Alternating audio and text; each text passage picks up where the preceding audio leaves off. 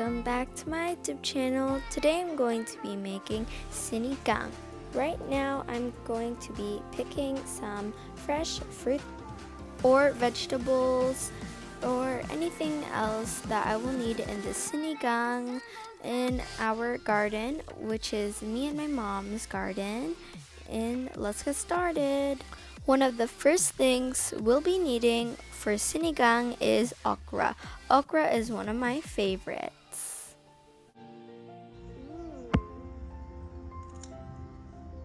Here is one of the okras. Gonna put that aside. Ooh, this one's big, you guys. This is really big. That's like so big. Ooh, here's a... Ow! Baby!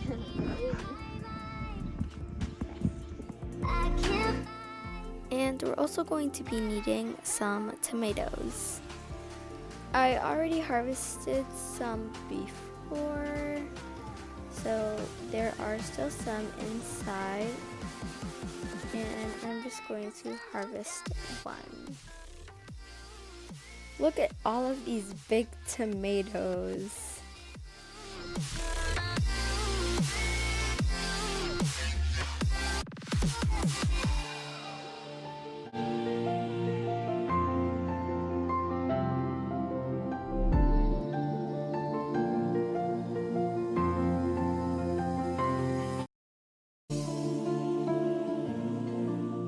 Now it's time to cut the onions and make sure that you are being careful with the knife because it is very sharp. I am going to be using 4 onions for the sinigang. And I'm going to be slicing them into small pieces just like this.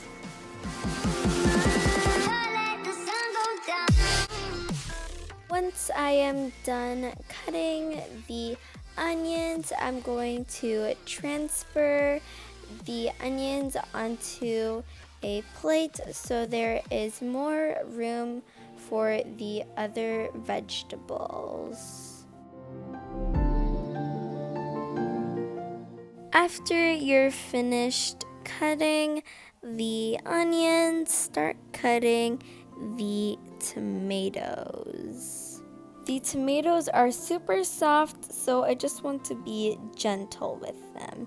These are from my garden, so they are very fresh. I am going to be using 5 tomatoes for the sinigang. And make sure that your vegetables are washed and clean before you cut them.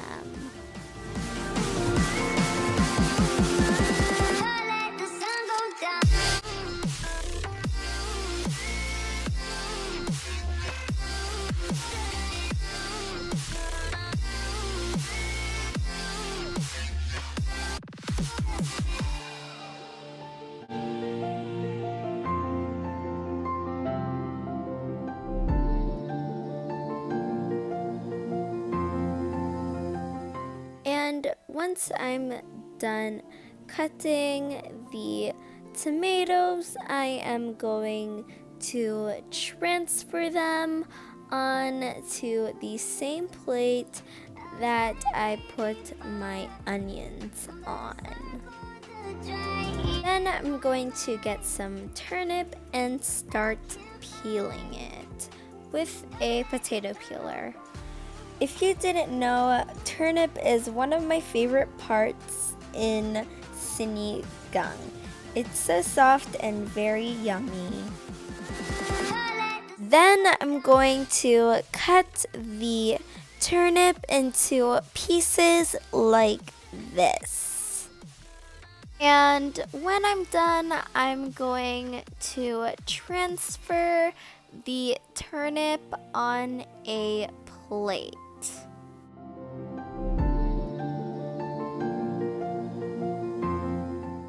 And then I'm going to start cutting my okra. I'm not going to cut them that much. I'm just going to remove the tops of it. I was angry before, but I circled the drain in my mind. And once I'm done cutting all of the fruits and vegetables, I'm going to start washing my bok choy with some water and salt.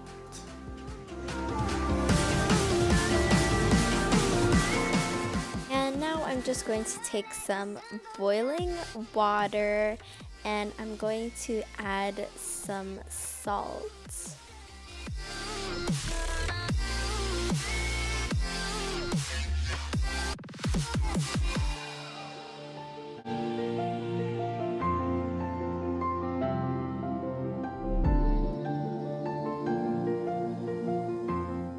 And now I'm just going to throw in my pork meat and I'm just going to let that boil. What that does is it removes all of the germs from the meat. And don't worry, I'm going to throw out the water as well. And after we are done this method, the pork is going to be nice and clean and ready to cook. As you can see, the pork has already turned into a pale color. And now we are going to bring it to the boil, and once the first boil is done, I'm going to throw all of the water out. And now I'm just going to add a cover. And now that it is boiling, I'm going to start throwing out the water. My dad is going to help me because this is super hot. And I also have a strainer to catch all of the meat. And now I'm just going to let it strain. And this is what it looks like once it's done. And my mom and dad always tell me to boil my meat before I make my sinigang, so then all of the dirt and germs get out of the meat. This is the cleanest way to make sinigang. And now I'm going to add some oil inside of my pot and let it heat up. Once the oil is done being heated up, I am going to start adding my onions and I'm going to saute them well. The onions are soft like this, I'm going to start adding my tomatoes. And I'm going to add that in.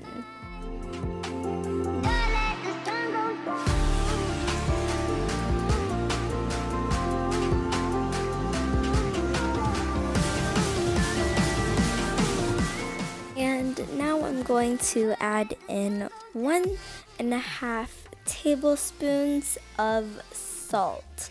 And then I'm going to mix that in well. And don't add too much or it'll be too salty. Then I'm going to cover that up with a cover. I'm going to let it simmer until the tomatoes are soft. This is what it looks like once the tomatoes are soft. Since the tomatoes are soft and they are starting to cook, I am going to add my pork meat that we boiled and strained earlier as well. And I'm just going to plop that in and later I'm going to start mixing it in.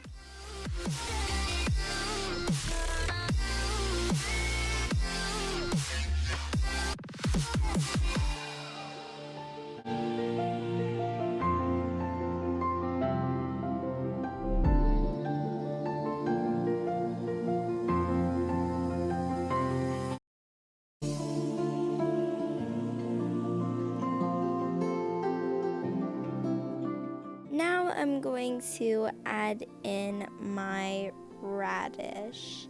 I'm going to add this in as well because this takes a long time to cook.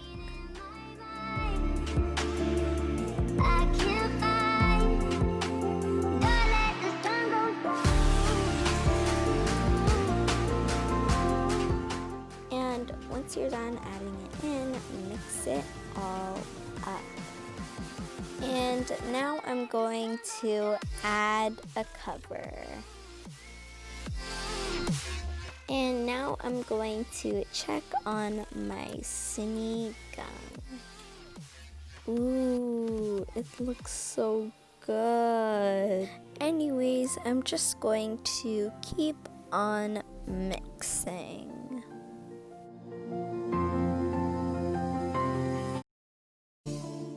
Then I'm going to add 3 tablespoons of fish sauce.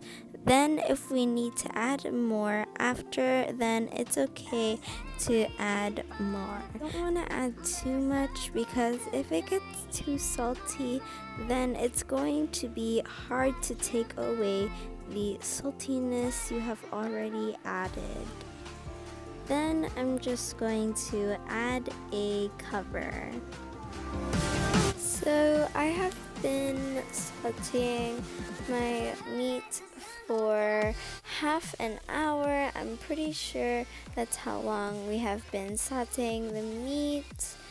And it also depends on the parts that you are using from the pork. Since I am using pork picnic, it's going to take a while to cook, but the pork belly actually cooks faster. Now I'm going to show you how to know if your meat is tender or not yet by using a fork. If it goes through the fork pretty easily, then that means it's tender. But if it doesn't, then that means it needs a bit more cooking time. My meat went in pretty easily, so that means it is tender. But we still need more time to cook the sinigang because we're still going to put some water in it. So I actually boiled my water, so it's going to be easier to bring the sinigang back to a boil. But if you use room temperature water, it's going to take a while for your water to go to a boil. And I am also going to use 7 cups of boiling hot water.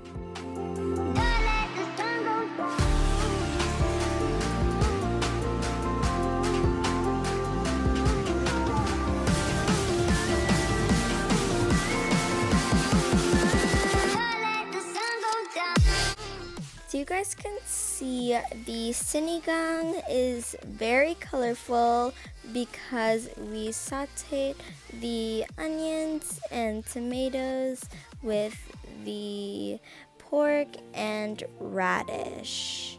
And the meat is going to probably taste really good because we sauteed the meat properly. And also because we sauteed it with the tomatoes and onions, which add more flavor to the meat. And now I'm going to let this boil for about 30 minutes. And I'm going to add the long green chili peppers. Be careful when you're adding these in because you don't want to splash the soup because the soup is really hot. And I'm going to put a cover and bring it to a boil.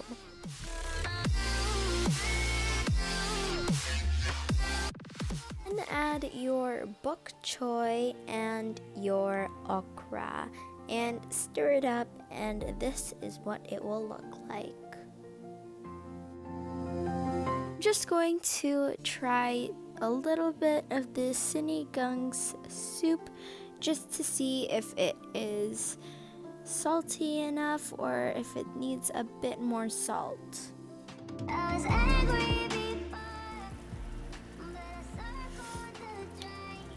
Wow! I think that's just perfect for me. That's so good.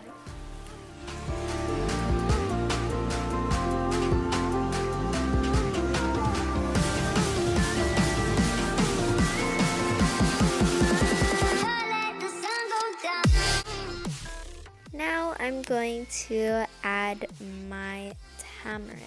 The tamarind actually gives the sour taste to the sinigang. If you don't have any tamarind, then you can just use tamarind mix, or if you want to be more healthy, then you could use lemon or lime juice. This is what the sinigang looks like once it's done. I can't wait to try it. It looks super good. The meat looks super tender. Anyways, it's time to try out the sinigang. I'm just going to take some vegetables, and I'm also going to take some of the meat. I usually like to put some of the soup on top of my rice so it can just really soak up all of the flavor from it. So now I'm just going to try some of the meat. I'm just going to dip it in some of the fish sauce with some chilies. I usually have that dipping sauce with my sinigang. Anyways, I'm going to pair that with some okra, and this is how beautiful it looks. The meat is super tender. The okra is super soft as well. And the fish sauce just gives more flavor to the tender, delicious pork. I just have to keep eating. This is super delicious. But this time I'm going to take some bok choy instead of the okra. I'm just gonna put that in my mouth. The bok choy is super crunchy. It just adds more crunch to this dish. And the pork, oh my gosh, it's super flavorful. But I'm just going to try some of the soup. The soup is my favorite part. Oh my gosh. The soup is sour, but not too sour that it's overpowering the other flavors.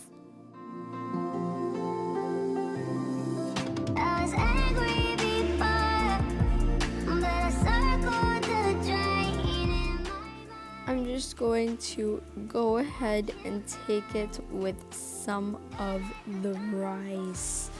Oh my gosh, the fat from the pork is super soft and it's super delicious. For making sinigang sour, you can use a lot of different kinds of fresh ingredients, like mango, guava, tamarind, or you can use lemon or lime, if these are the only ones available in your area. prefer to use the fresh ones comparing to the store-bought sachet. But if you don't have a choice, feel free to use whatever is available in your area. But I use tamarind because the flavors from it blended really well with the pork meat, which I love. I would like to use mango, but unfortunately that is unavailable in my area, so I just used tamarind instead. I used the tamarind base, but I didn't want to add too much that it would overpower the other flavors of the other ingredients. The reason why my sinigang is super flavorful is because I saute my meat with fish sauce and salt, and that enhances the flavors to your sinigang. As you can see by my face, I am really enjoying this sinigang. And if you would also like to check out more of my YouTube videos, go to my channel and I guarantee that some videos will catch your attention. To all my viewers out there, please try out this dish. This will blow your mind. Anyways, if you enjoyed this video, please make sure to like and subscribe to my YouTube channel. And please don't forget to click that notification bell to be notified when I post my next video. Thank you for watching. See you next time. Bye!